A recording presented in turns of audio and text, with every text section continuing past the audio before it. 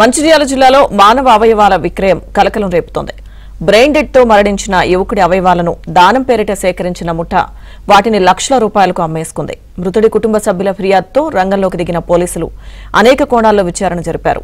ఈ క్రమంలో private ambulance డ్రైవర్లు, ప్రైవేట్ ఆసుపత్రి నిర్వాహకులతో కలిసి అవయవాలను అమ్ముకున్నట్టు తేలింది. నిందితులను పోలీసులు అదుపులోకి తీసుకున్నారు.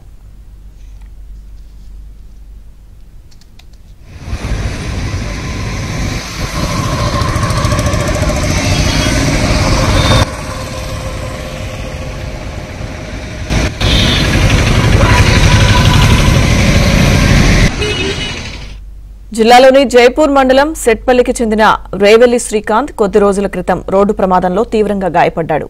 స్థానికంగా ఒక ప్రైవేట్ ఆసుపత్రిలో చికిత్స అందించి ఆ తర్వాత కరీంనగర్ ఆసుపత్రికి తరలించారు. అప్పటికే బ్రెయిన్ డెడ్ అవ్వడంతో హైదరాబాద్లోని కామినేని ఆసుపత్రికి తరలించారు. ఈ క్రమంలో సహాయం పేరిట మంచిర్యాలకు చెందిన అంబులెన్స్ డ్రైవర్లు బాధిత కుటుంబాన్ని మచ్చిక చేసుకున్నారు. అవయవాలు దానం చేస్తే పుణ్యం వస్తుందని శ్రీకాంత్ భార్యను ఒప్పించారు. దీనికి బాధిత కుటుంబం ఒప్పుకుంది.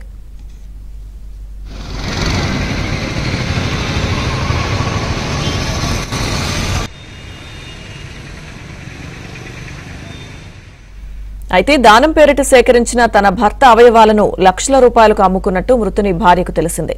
దీంతో న్యాయం కోసం మంచిర్యాల పోలీస్ స్టేషన్లో ఫిర్యాదు చేశారు. విచారణలో లక్షల్లో చేతులు మారాయని తేలింది. మంచిర్యాలతో పాటు కరీంనగర్, హైదరాబాద్లోని ప్రైవేట్ ఆసుపత్రుల వైద్యులు, అంబులెన్స్ డ్రైవర్లను విచారించారు. ఆధారాలను సేకరించారు. అవయవాలు అమ్ముకున్నట్టు నిర్ధారించారు. నిందితులను కఠినంగా శిక్షించాలని బాధిత కుటుంబం డిమాండ్ చేస్తోంది. దారిలో నాకు కామినేని నుంచి కాల్ వచ్చింది సార్, యాదగిరి అట. తను కాల్ చేసి, అమ్మ బ్రెయిన్ డెడ్ అయిన పేషెంట్ని తీసుకొస్తున్నారట కదా, మీరు ఇటు కామినేని తీసుకురండి, ఇక్కడైతే ఆరోగ్యశ్రీ అది ఇది ఉంటుంది చూసుకుందాం అన్నట్టుగా వాళ్ళు మాట్లాడారు సార్. నా నెంబర్కి కాల్ చేసిండు. ఇక సరే అని చెప్పేసి మేము కామినేని వెళ్ళినాం సార్. కామినేని వెళ్ళిన తర్వాత 1:30 అట్లా అయింది.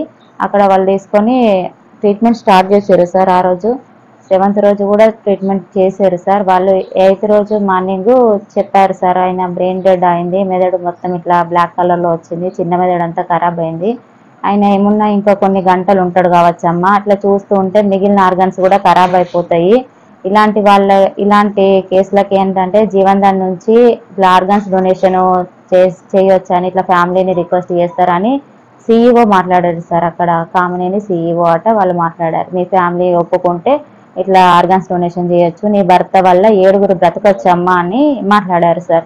మాట్లాడితే సరే అని చెప్పేసి మేము ఒప్పుకున్నాం సార్.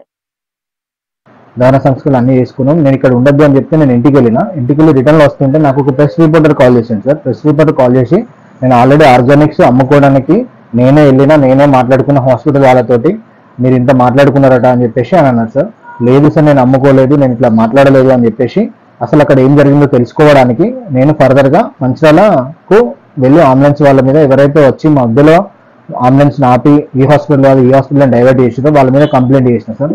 కంప్లైంట్ చేసిన తర్వాత సిఐ వాళ్ళు, ఎస్ఐ వాళ్ళు వచ్చి అసలు ఏం జరిగిందని చెప్పేసి అడిగారు సార్. ఇట్లా జరిగింది అది అని చెప్పేసారు సార్. మా బావకు టేక్మట్ల యాక్సిడెంట్ అయింది సార్. టేక్మట్ల నుంచి వెళ్ళి మయూరి హాస్పిటల్కి వెళ్తాంటే మయూరి హాస్పిటల్ కాదు అమృత హాస్పిటల్కి వెళ్ళమని చెప్పారట. అయితే మాకుండి మా ఆయన మయూరి హాస్పిటల్ చేస్తాడు, అమృత హాస్పిటల్కి ఎందుకు వెళ్తాము అంటే అక్కడికి తీసుకెళ్ళి సార్.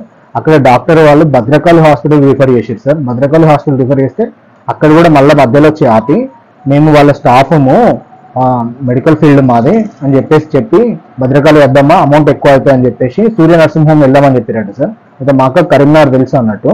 కరీంనగర్ తెలిసినాక సూర్య హాస్పిటల్కి వెళ్ళకుండా కెల్విన్ హాస్పిటల్కి తీసుకెళ్ళారట. కెల్విన్కి ఎందుకు వెళ్తున్నామంటే అక్కడ న్యూరో సర్జన్ లేడమ్మా, ఇక్కడ ఉన్నారని చెప్పేసి తీసుకెళ్ళారట. మా బావకు ట్రీట్మెంట్ చేసిన కూడా న్యూరో సర్జన్ కాదు సార్, ప్రశాంత్ అని MBBS డాక్టర్. అసలు వీళ్ళు ఎందుకు ఇట్లా చేసారని తెలుసుకుందామనే ఉద్దేశంలో నేను కంప్లైంట్ ఇచ్చిన సార్.